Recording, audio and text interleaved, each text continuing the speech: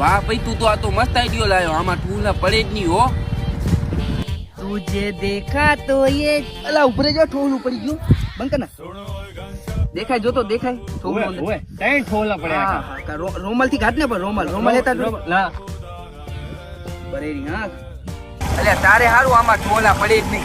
એકેય ના પડે. ગમે એમ ગાડી ફૂલ હાકો ને. તમારે હારું ચશ્મા વાળાને ઠોલા પડે જ નહીં. અમારે તો આંખો લાલ થઈ જાય. જોજે ઠોલું ગાંધી